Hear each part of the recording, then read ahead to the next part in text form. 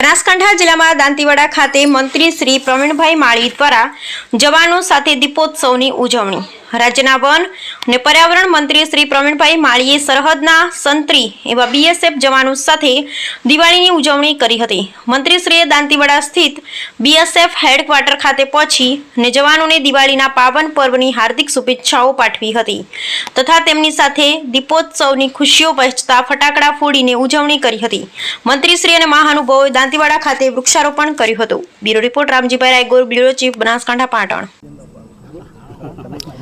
આજે બીએસએફ 137 દાંતીવાડા ખાતે બીએસએફના જવાનો વચ્ચે દિવાળી ઉજવવાનો અવસર મળ્યો છે। આજે સૌને મોં મીઠું કરી અને દિવાળીને નવા વર્ષની શુભકામનાઓ પાઠવી છે। આ તબક્કે ડેપ્યુટી કમાન્ડરશ્રીઓ હાજરીમાં, જવાનોની હાજરીમાં અને સાથે ફોરેસ્ટ દાંતીવાડા રેન્જના સ્ટાફ સાથે આજે વૃક્ષારોપણ અહીં કર્યું છે અને સાથે સાથે દિવાળીની ઉજવણી કરી છે। ફટાકડા ફોડી અને જે દેશ માટે જે જવાનો કામ કરે છે એમના પરિવાર સાથે પોતે ન રહી દેશની ડ્યુટી કરતા હોય છે એમની વચ્ચે આવીને દિવાળી ઉજવવાનો અવસર મળ્યો છે। જવાનોમાં પણ ખૂબ સારો ઉત્સાહ જોવા મળ્યો છે અને હું પણ ગૌરવ મહેસૂસ કરું છું કે જવાનોની વચ્ચે આ રીતે દિવાળી ઉજવવાનો મને અવસર મળ્યો છે।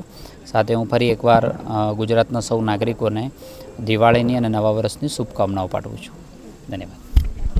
मुझे सौभाग्य ये मिला है कि मैं आज आपके बीच, मुझे लगता है कि दीपावली के दिन हर कोई परिवार के साथ दीपावली मनाता है, लेकिन आप देश की सुरक्षा के लिए दीपावली के अपने ड्यूटी पर है, इसलिए मुझे ऐसा लगा कि मुझे आपके बीच आकर दीपावली मनानी चाहिए। मुझे अपने आप में गौरव महसूस होता है कि मैं आपके बीच में उपस्थित हूँ। मुझे गौरव होता है कि आपने हमें निमंत्रण दिया है ताकि जवानों का हौसला बढ़ सके और हमें भी अपने आप में प्रेरणा मिल सके कि हमें देश के प्रधानमंत्री जो सोचते हैं कि वो 40 डिग्री में भी जाके जवानों का हौसला बुलंद करते हैं, तो ऐसे बड़ा बुलंद का नेतृत्व जब हमें मिला, मुझे लगता है कि हमें भी अपने बनासकांठा जिले के जहाँ दूर दूर से लोग अपने बीएसएफ में ड्यूटी करते हैं, तो शायद पूरे देश भर में से जिले के लोग, पूरे स्टेट के लोग यहाँ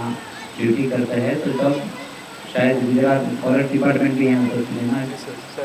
तो